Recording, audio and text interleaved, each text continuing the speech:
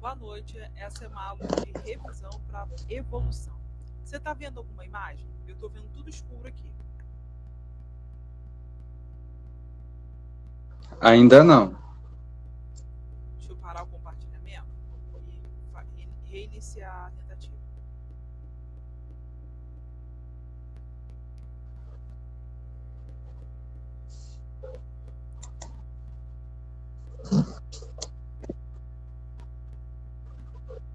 A D2 é bem mais fácil que a D1, porque é mais conceitual do que não tem cálculo, sabe? A única coisa que você vai ter que fazer é o que a gente aprendeu em genética, fazer heredograma, que é mais complicadinho. Mas você não vai precisar calcular o Mas nem coeficiente. sempre cai. Então, eu tô fazendo, deixa eu ver, a primeira vez eu não dei muita importância por conta que eu tava fazendo meu TCC. A segunda também não caiu nada, só caiu na última agora, heterograma, mas as outras não caiu, não. Isso. Não cai sempre, mas é bom você Isso, não. saber esse conceito. Olha só, você está vendo que você está vendo O meu problema, imagem? por exemplo, nas ADs eu tiro nota muito. Nas ADs eu tiro nota muito boa. Meu problema é na hora da prova, de conteúdo. É porque na verdade De evolução AP1, ele AP2. puxa, sim, ele puxa muito na AD, mas na AB não, na verdade ele puxa muito na AB, mas não na AD. É o contrário de genética. Genética é mais difícil na AD do que na P. Na P é fácil, mas na AD é complicado. E evolução é o contrário. Vamos lá. Eu vou tentar resolver durante o tempo da aula duas ADs. Vou explicar detalhadamente cada etapa. Ó, muitos de tipo. Você sabe o que é marcador genético? Sei.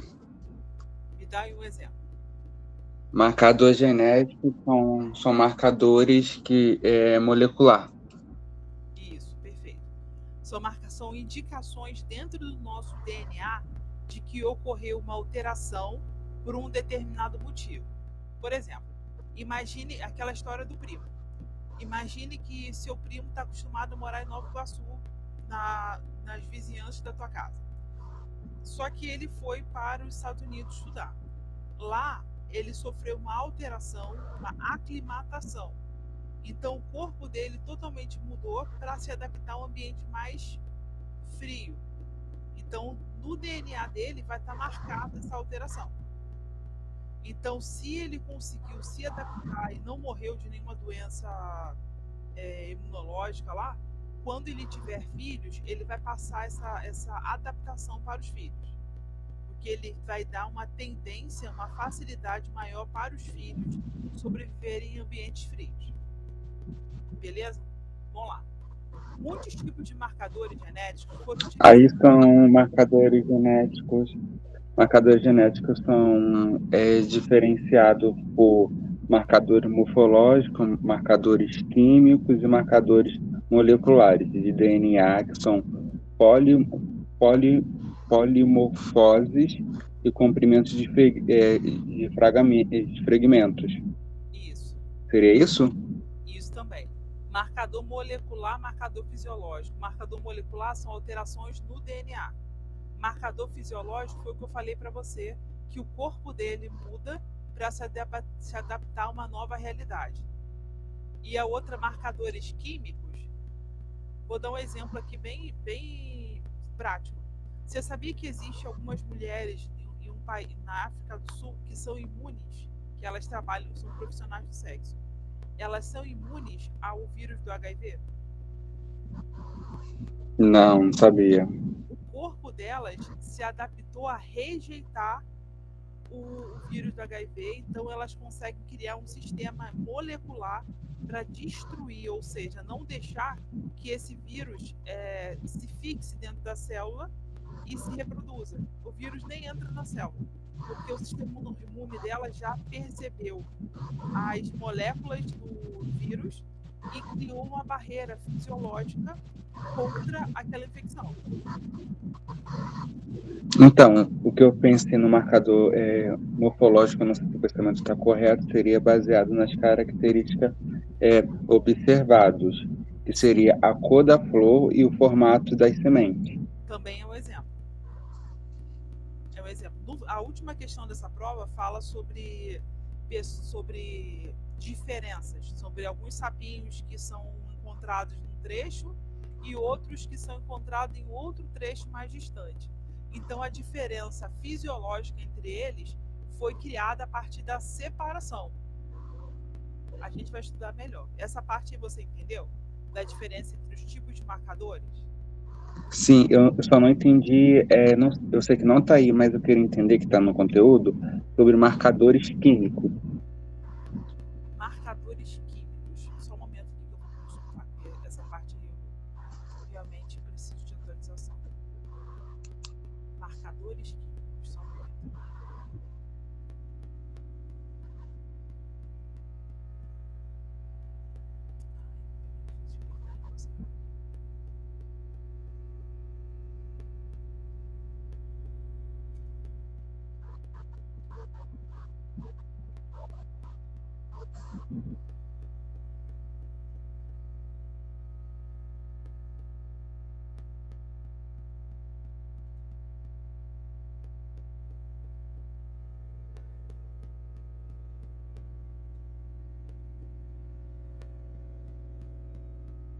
Eu vou te passar essa informação depois, para não precisar perder seu tempo de aula. Provavelmente marcador molecular e marcador químico é quase a mesma coisa.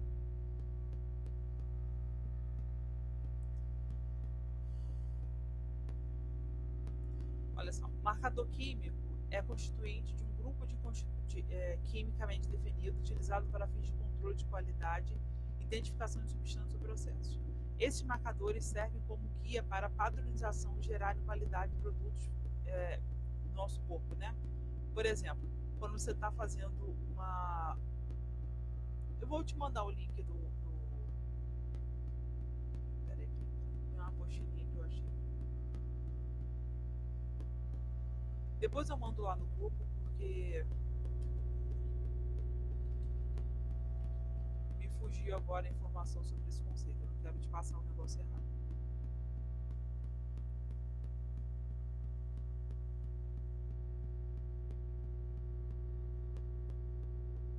Olha só, é uma molécula com uma sequência de DNA, uma proteína, que pode ser usada para identificar ou distinguir organismos ou para detectar ou estudar o estado biológico do processo específico, como a presença de uma doença. Vou dar um exemplo aqui. Quando uma pessoa está com câncer, o próprio tumor já libera na corrente sanguínea algumas proteínas. Então é possível você fazer alguns exames para identificar a presença desse marcador químico. Cada desordem no nosso corpo libera um marcador químico para a corrente sanguínea. Quando uma pessoa tem infarto, existe um aumento da produção. Davidson? Tá me ouvindo? Estou te ouvindo, voltou agora. Tinha caído. Deve ser algum problema na minha internet, desculpa. Deixa eu repetir. Você sabia que quando uma pessoa sofre um infarto, o corpo libera um hormônio indicando que ela sofreu esse infarto? Então é necessário fazer exame de sangue? Sim. Então, esse hormônio é um marcador químico. Tem algumas substâncias que são liberadas no nosso corpo que identificam alguma alteração fisiológica. É uma molécula como uma sequência de DNA ou uma proteína que pode ser usada para identificar ou distinguir organismos ou para detectar e estudar estado biológico ou processo específico, como a presença de uma doença. Esses marcadores são rótulos codificados geneticamente que fornecem informações sobre o genótipo e são cruciais para estudos genéticos, mapeamentos, análise de diversidade e diagnóstico de condições. Quando uma pessoa sofre um infarto, ela libera um hormônio no corpo que pode ser detectado, é como se fosse um pedido de ajuda. Toda alteração fisiológica do nosso corpo, uma gripe, resfriado, uma infecção, libera na corrente sanguínea um marcador químico para que outras células específicas que possam contribuir no ataque ou no processo de cura dessa doença sejam captadas para essa região e ajudam na proteção do corpo. Por exemplo, o DNA tem partes da DNA que podem ser marcadores, proteínas como marcadores. Existe uma diferença. Eu vou te mandar lá no grupo depois um materialzinho explicando melhor essa questão de marcador químico. Mas foi boa sua pergunta, porque às vezes eles podem cobrar a diferença entre marcador químico e fisiológico na prova. Porque eu nunca vi, só que eu tô olhando mais profundamente esse período. E aí eu vi que tem o químico, só que tipo assim, cita na AD, mas não tem explicando assim, no próprio livro de evolução, o que seria mesmo. Então, marcador químico seria proteína, DNA, ou enzimas ou eletrozinhos indexados, uma característica como fosse um exame para aprofundar aquela doença. Isso, está no capítulo 16. Você vai conseguir ver melhor isso. Tá, capítulo 16. Notei aqui agora. Mas eu vou te mandar um resuminho porque é uma dúvida pertinente. Tá, obrigado. Nada, vamos continuar aqui. Daniel e Raquel são pais de Danilo e Renata. Renata tem uma filha chamada Vitória, enquanto que Danilo é pai de Lucas. Vitória, por sua vez, tem uma filha chamada Clara. Apresente o heredograma para os parentescos apresentados no enunciado. Então você tem 4 gerações ali. 3 gerações ali. Não, são 4 mesmo. Daniel e Raquel são os bisavós, são pais de Danilo e Renata. Danilo casou com uma mulher, Renata casou com um homem. Porque no heredograma não está dizendo qual o nome do homem com quem Renata casou, nem está dizendo qual o nome da mulher com quem Danilo casou. Quando você fizer o desenho, você vai colocar um quadrado e um retângulo, um quadrado e um círculo. Primeiro você vai colocar Daniel no quadrado e Raquel no círculo. Vai fazer uma ligação entre eles e dessa ligação vai gerar duas outras figuras, Renata e Danilo. Danilo é um quadrado e Renata é um círculo. Ao lado direito da Renata vai ter um tracinho ligado a um quadrado, que é o marido de Renata, com quem Renata teve uma filha chamada Vitória. Ao lado de Danilo vai ter um quadrado, vai ter um círculo sem um nome, com quem Danilo teve um filho chamado Lucas. Vitória, que é a filha de Renata, vai ter um traço para o lado com um quadrado desenhado, e dentro dessas duas formas vai ter um tracinho voltado para baixo com um círculo chamado Clara. Então você consegue colocar o heredograma especificando primeira geração, que são os bisavós de Clara, Daniel e Raquel. Segunda geração, que são os tios avós de Clara, que são Danilo e Renata. Terceira geração, que é Renata, que é Vitória e o marido, que são os pais de Clara. E a quarta geração, que é a Clara. Você entendeu mais ou menos? Aí está perguntando aqui o coeficiente de consanguinidade entre Lucas e Clara. No caso, Lucas e Clara, eles são primos de terceiro grau. Então, provavelmente é um oitavo. Seria esse cálculo 1/2? Isso, 1/2, 1/2, 1/2. Até chegar à geração. Eu acho que o total seria 2/16, alguma coisa assim. Eu fiz período passado, sabe? 2/16 é a mesma coisa que 1/8. Isso. Porque é 1/2 vezes 1/2 vezes 1/2. 2, 4, 6, 8. São 3 vezes, 4 vezes. Vai dar 1/8, que eles são primos de terceiro grau. Porque, na verdade, Danilo Olha só, Renata, que é tia de primeiro grau de Lucas, é avó de Clara. Entendeu mais ou menos? Entendi. Então, por ela ser avó de Clara, ela é parente de terceiro grau de Clara, que é parente de segundo grau de Clara. Então, o filho do primo, o filho do irmão da avó, é primo de terceiro grau.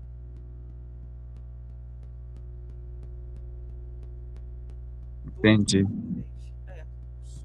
2 elevado ao cubo dá mais ou menos 2 vezes 2, 4, 4 vezes 2, 8. É 8. 2 elevado ao cubo é 8. Qual o coeficiente? 1/8. Supondo que Clara e Lucas venham a ter uma criança, qual será o coeficiente de endocruzamento desse filho? Apresente os cálculos. A distância entre Clara e Lucas é grande. A chance de ter alguma doença é pequena, mas ainda existe, porque eles têm parentes próximos em comum. Eles não são parentes próximos, mas são parentes. Então, o endocruzamento, deixa eu só consultar aqui, para não passar nada errado.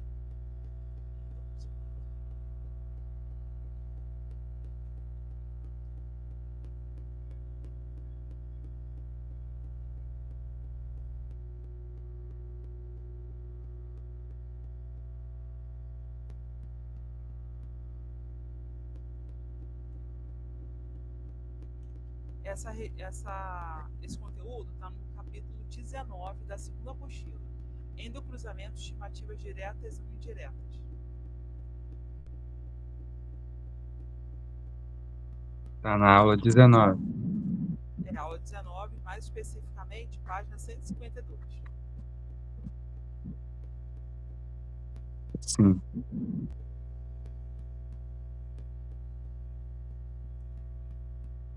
Ó, vou compartilhar a tela aqui para você.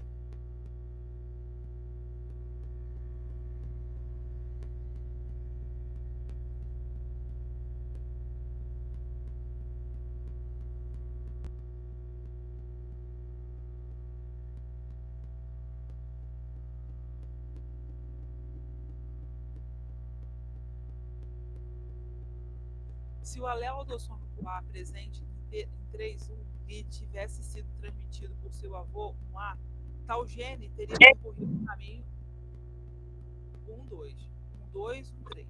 Se esse avô tivesse transmitido idêntico gene de 2,3, está claro que o caminho percorrido seria 1,2, 2,3 e 3,2. O alelo dossômico A, isso aqui se refere a esse heredograma aqui. No caso, seria Daniel e Raquel. Esse aqui seria Danilo. E esse aqui seria Renata. Só que nesse heredograma são 2 irmãos. Meninos. Mas no heredograma da questão é um menino e uma menina. Lucas foi filho do heredograma esquerdo. E Vitória foi filho do heredograma direito. Só que Vitória teve uma filha chamada Clara. Então, se você colocar, fazendo, heredograma da genealogia com primos de primeiro grau. Esses dois, esse quadrado e esse retângulo aqui, esse quadrado e esse círculo, são primos de primeiro grau. Então, na prova está dizendo que, na verdade, Vitória é prima de primeiro grau de Lucas. Mas Clara é prima de segundo grau de Lucas. Deixa eu ver se é isso mesmo. Clara é prima de segundo grau de Lucas. Então na prática eles não são parentes.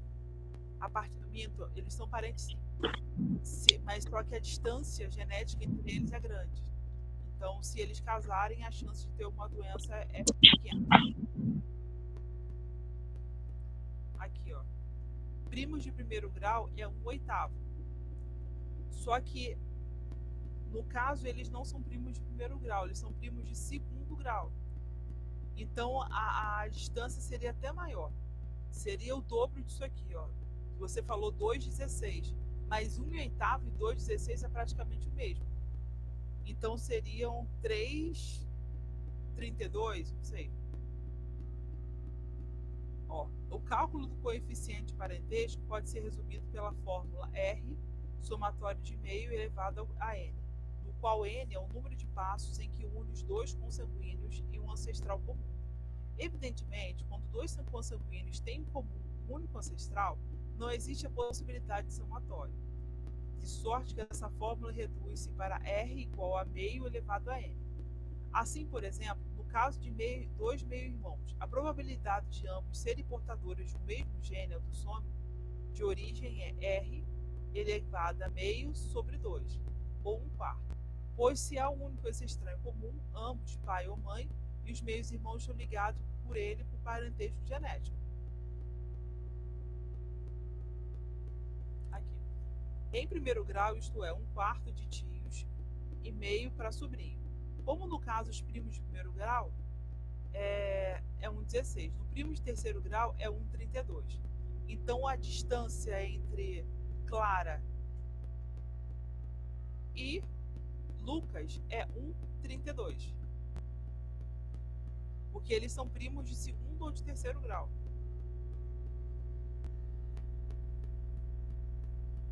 Entendi. Então tava certo. Oi? Não, tava certo. Tava certo. Você falou que é 1,16, mas é 1,32. 32, eu não lembro.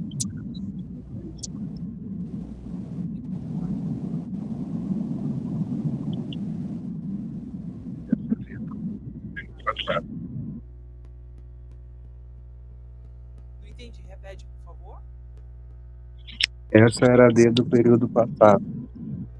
Sim, 2024. Supondo que Clara e Lucas... sim, já falei isso aqui. Número 3. Um pesquisador da FRJ estuda populações naturais de duas espécies de aves e seus índices de endocruzamento, FIS. O estudo genético de duas populações de cada uma das espécies indicou um valor de FIS 0,5 para a espécie A e um valor de FIS para 0,15 para a espécie B. Com o resultado obtido pelo estudo, o que se pode afirmar sobre a taxa de migração e a taxa de endocruzamento para as duas espécies? Lembra que eu falei na aula passada que quanto maior o FIS, maior a taxa de endocruzamento? Então, provavelmente... Oi? Repete novamente, padrão. Tá, vou repetir. No caso, se o FIS for maior, é sinal de que a taxa de endocruzamento é maior. Se o FIS for menor, a taxa de migração é maior. Então, se o FIS para 0,15, 0,5, tem uma taxa de endocruzamento maior do que 0,15. Você acha que 0,15? 0,5 é meio, tá? É 0,5%. 0,15 é um número menor, por mais incrível que pareça, 0,15 é menor do que 0,5. Sim. 0,5 é menor do que 0,5? 0,5 é maior que 0,15. Isso é. Não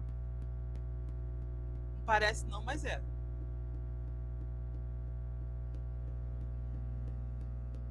Porque se você...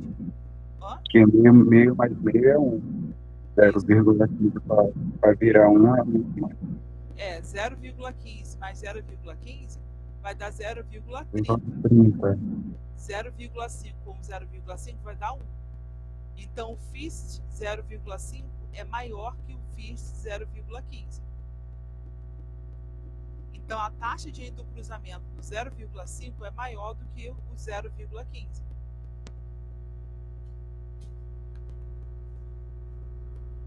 Deu para entender? Deu sim. Isso aqui é necessário fazer cálculo, mas se você tiver afiado com a lógica, você não precisa fazer cálculo. Aqui, ó. Deixa eu só reduzir um pouco essa imagem. Suponha que na figura abaixo existam 2 lagos e 3 espécies de sapo. A espécie B percorre o lago 1 e a espécie A e C ocorrem apenas no lago 2. Essas espécies possuem um ancestral comum que, a partir de diversos processos de especiação, originou-os. Provavelmente, em algum momento, o lago 1 e o lago 2 estavam ligados. Como isso aqui está no pé de uma montanha, esse lago sofreu um deslizamento que criou separação entre os 2 lagos. Ou, provavelmente, houve uma seca que reduziu a quantidade de chuva e causou uma evaporação na parte mais alta do lago. Tudo bem até aí? Sim. Letra A. Identifique na figura acima quais espécies são simpátricas e quais espécies são alopátricas. Responda explicando o conceito de especiação simpátrica e alopátrica. Você sabe a diferença? Eu não lembro muito bem desse conteúdo, não. Eu acho que é a simpática. Eu não lembro muito bem, não. Mas eu sei o que é, mas eu não estou lembrando. Tá. Lembro desse termo.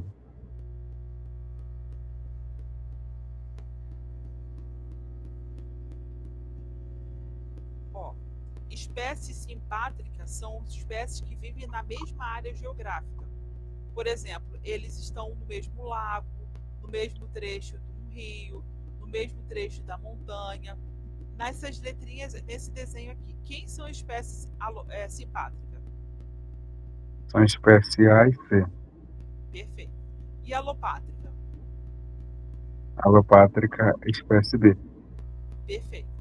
Porque houve uma separação geográfica aqui que fez com que a espécie B se cruzasse, formando uma diferença. Porque quando uma espécie cruza entre si, ela acaba e não tem uma migração, vamos dizer assim, com outra espécie, a chance de criar mutações que as difiram é grande. Se você prestar atenção no desenho, a cor dos sapinhos é diferente. Os sapinhos A e C têm a mesma cor e o mesmo tamanho de cabeça. Já o sapinho B é um pouco mais claro e tem a cabeça um pouco maior. Isso quer dizer que esse sapinho, por não cruzar com os outros sapinhos, desenvolveram mutações que o diferenciam fisiologicamente. Isso é mais ou menos o que a gente pode definir como alopatria.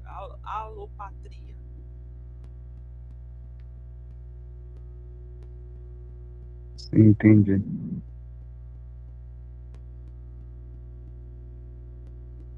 E a diferença de especiação? A diferença entre a especiação? O que está dizendo? Ó? Figura abaixo, simpático e muito simpático. Então, eles contam o conceito de especiação simpátrica e alopátrica. É isso que você acabou de explicar? Isso. Modo de especiação, processo de formação de novas espécies, diferenciado pela forma como a população se separadas. Como aconteceu um isolamento geográfico que interrompe o fluxo gênico, leva à divergência evolutiva.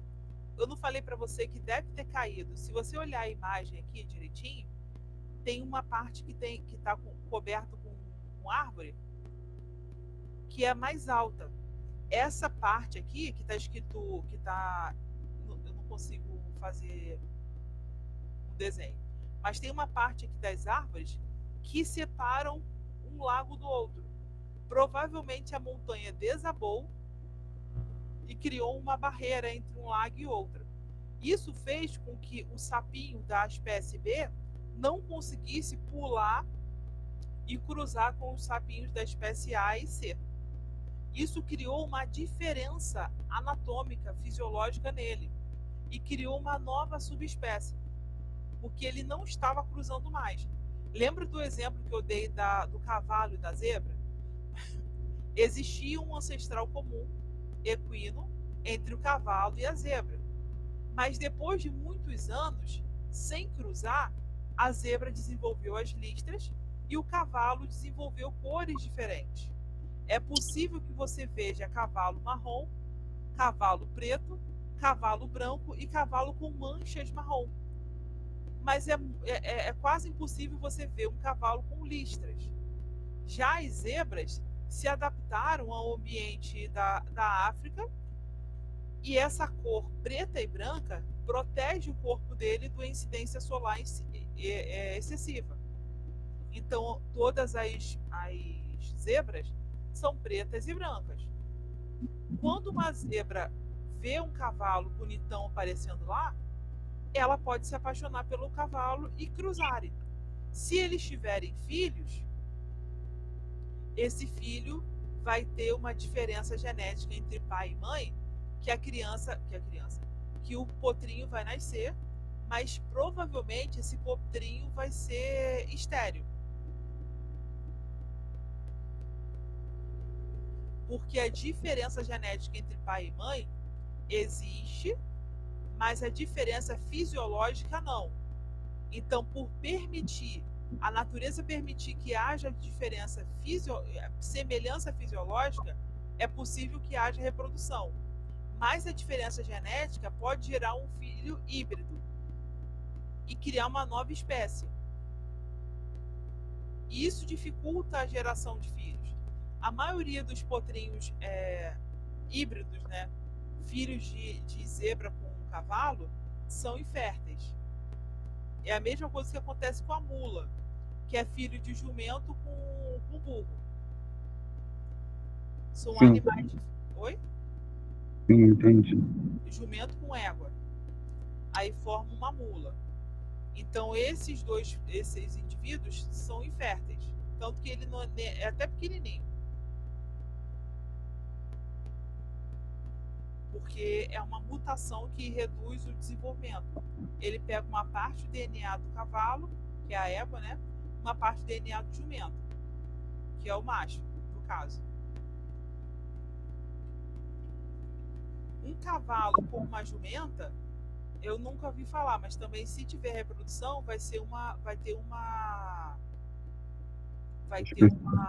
filho híbrido da mesma forma. Letra B. Explique o que é especiação parapátrica, qual sua diferença em relação à especiação simpátrica. Já ouviu falar em especiação parapátrica? Lembro assim, sutilmente.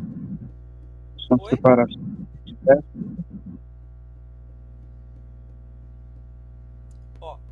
Parapátrica são populações que vivem em regiões contíguas com condições ecológicas diferentes, dentro de uma mesma região contígua, mas sem uma barreira geográfica. Existe uma zona de contato, uma zona híbrida, onde há cruzamento entre indivíduos de ambas as populações. Imagine que não tenha essa barreira aqui geográfica da imagem.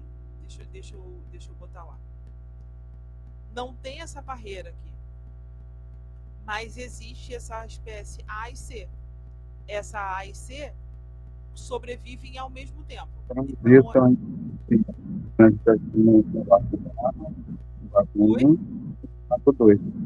Elas transitam essa divisão de barreira. Lago A no Lago B. Então ela tem mutação por questão de ambiente. Alguma coisa aconteceu entre a espécie A e a espécie C para se diferenciar. Os três sapinhos têm um ancestral em comum. Suponhamos que seu avô teve vários filhos e os filhos casaram com outras pessoas e deram origem a você e seus primos. Então, cada um dos primos sofreu uma mutação que o diferenciou dos outros. Um nasceu louro, outro nasceu negro, outro nasceu japonês. Quem olha assim, a aparência, são pessoas completamente diferentes, mas têm um DNA em comum. Se você se casar com uma prima sua, e se nenhum dos dois tiverem nenhum problema de saúde, vocês podem gerar filhos. São descendentes de um mesmo ancestral, são a mesma espécie, mas são filhos de pessoas diferentes. Mas no caso específico desses sapinhos, são espécies diferentes, não são pessoas diferentes. Você e seus primos são a mesma espécie, são seres humanos. Mas no caso, tem alguma diferença crítica entre a espécie A e a espécie C que permitiu a separação entre espécies. Eles evoluíram ao mesmo tempo, mas de forma diferente. Isso aí formou uma especiação parapátrica.